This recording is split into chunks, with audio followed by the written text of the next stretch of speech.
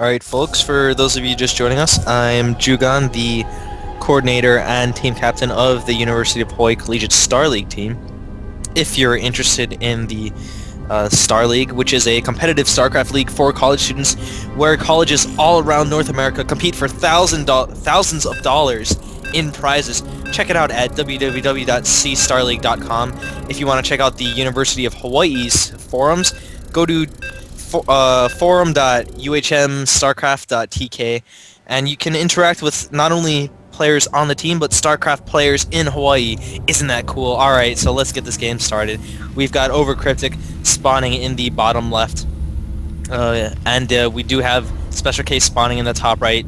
Now, what we saw last game was OverKryptic go for some sort of a one-gate Nexus expand, which is kind of greedy, especially when Terrans are figuring this all-in timing or this heavy push timing, where they're able to really punish the Protoss players for getting that one-gate greedy expand build. So I wonder what we're going to see this game. SpecialK looks like he's doing everything standard. Everything standard so far. One thing about Xel'Naga Caverns that I would like to point out is these two watchtowers are extremely important, especially in a TvP, because when you control either one or both of those watchtowers, you're able to see most of the units that head across the map, because, I mean, while there are many ways to get into the natural of your opponent, there are limited lanes in which you can take, and, I mean, like, if you got this huge chunk right in the middle of the map being taken up by the watchtower, I mean, if somebody's just sitting there and you happen to run a Banshee by it, I mean, you've just lost your entire element of surprise right there. So we do see OverKryptic going for a standard 13 gate, and we do see SpecialK going for the extremely standard orbital opening with a gas on 13. Again, as I said earlier in the cast, this is basically the jack of all trades build. You get a gas on 13, you can do things like 2 racks expand, 3 racks, some sort of 3 racks push. You can see fast Banshees, you can see mech play, you can literally see almost anything off of this standard orbital play. We do see the orbital being morphed in. I think there was a little bit of trouble for the Terran player. Either he got that barracks on 11, or he kind of missed building an SCV, because he is an SCV down of the normal build. Usually you'd have 15 SCVs and a Marine being popped up for a total of 16 food. We do see the Protoss player is throwing down a pylon to block the add-on of for the racks, but I think that's just a waste of money, especially when you see a standard orbital build. One key timing I like to point out for those of you who don't know and think this pylon thing is really cool or something, if you see a standard orbital build, when the SCV makes that second depot, as soon as it finishes, you have exactly 100 gas, so you can throw down a factory. And we see that the Terran player just lifted his racks off and built a tech lab on the side. I mean, that's really how easy it is to avoid the whole pylon problem. And I think the throwing down a pylon to block the add-on is pretty much a waste unless you see 2 barracks going down.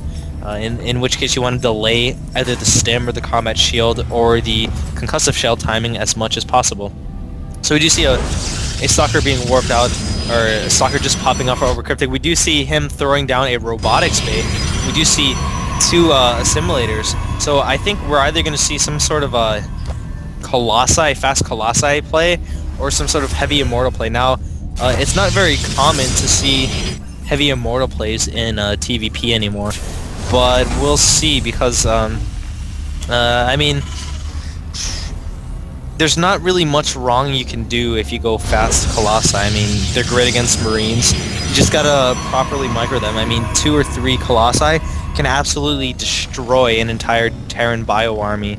And we see the Stalker poking in. Oh, he's gonna lose that Stalker.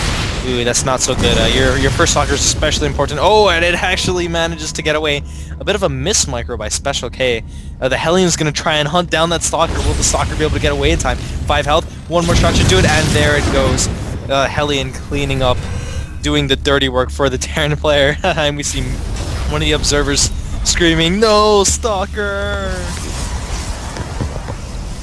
So we do see a Immortal popping out of the robotics bay. I think That's kind of questionable, given the style of Terran players nowadays. Command Center going down in the main of SpecialK. Like I said earlier, this is the Jack of all trade builds. He doesn't even have a second gas down yet, but he's doing some sort of a Hellion Marine Marauder kind of push, which is, I assume, to sort of put a little bit of pressure on the Protest player, saying, hey, you can't have this free expansion. We're gonna make you think twice about trying to come down your ramp and trying to take that expansion. So it does help in the sense that it does let you get your expansion up earlier, and it does give you some sort of map presence. And map presence is always important in every matchup. I mean, if you don't have map presence, then you really leave yourself open to a lot of things. You leave yourself in the dark. We do see that Nexus going down. Now, what SpecialK did was he saw that army with this Hellion, he saw that Nexus being thrown down, and he pulled back his army saying, alright, this is not a force I want to tangle with, and my command center will be going up first. We do see him morphing into an orbital command before he floats down to the natural, but I think he should have floated down there first, because he could have just begun the SCV transfer right away and get 2 mining bases up right away, which is marginally better than if you warped in the orbital first in most cases, and oftentimes in StarCraft, marginally better will help you win the game. So do you see a tech lab going down on the racks? Second factory is down for SpecialK. I think, yep, Blue Flame is being researched, so we are going to see some sort of Bio-Hellion build with Blue Flame Marauders. I know that a lot of players in the Korean server are favoring this Blue Flame Hellion timing push, where you get a lot of Bio, a lot of Marauders to tank a lot of the damage. I mean, Marauders are a pretty sturdy unit all around. They deal like medium damage, they can soak up a lot of hits, and you have the Blue Flame Hellions to take care of any light units that are in the way. For those of you who don't know, Zealots just melt away to Blue Flame Hellions. I mean, there's just no contest about it. So we do see the Protest player is moving on to take his watchtower and puts that forward pylon out there. Both players taking their watchtowers. The Protest player has to be careful. He did have that observer out there to see the Hellions, and he did see them move out. But oh no, he's moving around to the wrong side of the map. And oh man, if SpecialK just threw those Hellions into the... He could just waltz right into the main and kill all the probes, which he is going to now. It looks like they're going to be trading blows here. The Protest player is marching on the Terran player position, and oh, beautiful force field. The Terran player won't be able to back out of here without taking heavy losses, and he does lose both tanks, and this is really bad. When you want to expand as a Terran, you always need to have at least one bunker, because there is that constant threat that if the Protest player pushes you, you won't be able to hold it without the proper defensive stance, especially if you're caught on siege. And ooh man, all the probes are just gone. All the Blue Flame Hellions just killed all the probes that are mining for OverKryptic. We do see a GG. I think that was a big mistake because basically if you trade bases and you kill all the Protest players' probes, you can like float around the map and you can win. If you build a starport and build a Banshee, you can basically win. I mean, ooh. I think that was just a bad GG by SpecialK, and I mean that's all I have to say. So a special thanks to Tenza, our our streamer and our observer, bringing this match to you guys. None of this would be possible without him, and shout out to the Collegiate Star League. Check us out at www.cstarleague.com or forum.uhmstarcraft.tk.